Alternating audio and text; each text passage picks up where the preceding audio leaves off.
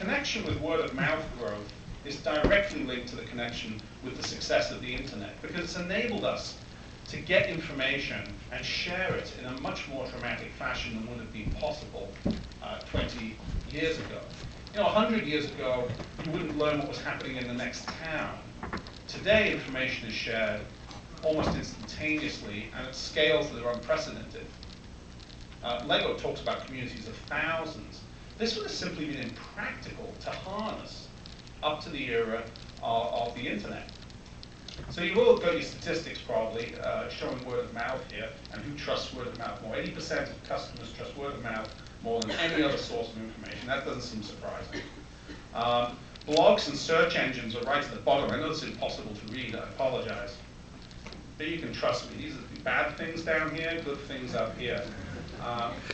Peer professionals up at the top. This is a Forrester report. Reports and studies.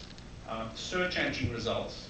Sorry to disappoint those of you who think search is the next big thing. Blogs, corporate blogs continually rate as the lowest, interestingly enough, level of trust, because people don't trust companies. Other user blogs rate very highly, but corporations blogging about their own products and services, very, very challenging. Word of mouth, 9 times as effective as advertising. 9 times as effective. So this has probably always been true. Word of mouth has always been a great way of building a company. Some of the best success stories in the world don't advertise. Amazon.com grew their entire business with a strategy that said, we're not going to advertise. We're going to take the advertising dollars, we're going to pour it into a superior customer experience. Those customers who have that experience will go on and they will essentially tell others, and that's how we'll grow our business. Starbucks, another Seattle-based company. It must be something in the water there, or maybe it's something in the coffee to be more precise.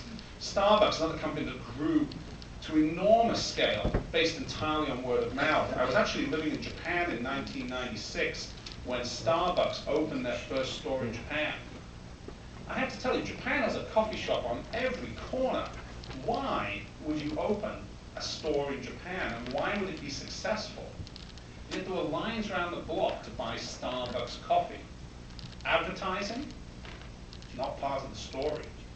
Somehow, Japanese consumers, most of whom didn't speak English, have managed to build on the buzz and the word of mouth associated with Starbucks launching in their country. This seems like the acid test that this transcends nationality, it transcends language. Brand truly does reach across, and word of mouth truly does reach across all of these different dimensions. Let me digress for a second and talk about Net Promoter Score, because I know that was partly why I was invited here, and I want to make sure I cover my territory here. Many companies have embarked on programs like Lego to talk about, look at Net Promoter Score as a measure. And I'm not going to spend a lot of time talking about NPS. Connie did a great job explaining the basic metric concept. Here in Europe, a lot of leading European companies, you can pick some here, Nokia, Allianz, here in Paris, companies like Sodexo and Orange and Liv Sagitel. These are companies that are all starting down the path of looking at the universe through the lens of the Net Promoter Score. And what's it about? Well, it's more than just a metric. Net Promoter Score really represents kind of like Six Sigma. It's an internal set of disciplines and processes that companies use in order to get their entire organization aligned around customer experience and aligned around trying to create promoters. These are the people who grow your company. These are the people who represent your biggest asset as a business. The people who are willing to go and recommend to their friends and their colleagues your brand or your product.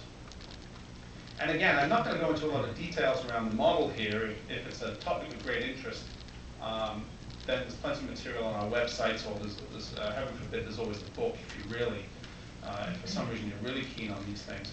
But there's a framework and a management process behind this that a lot of companies have embraced, and it seems to be working and getting them results. But I want to bridge this concept of Net Promoter back to this issue of word of mouth for a second, and alternatives to advertising.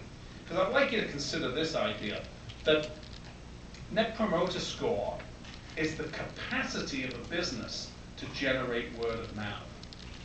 Think about this for a second.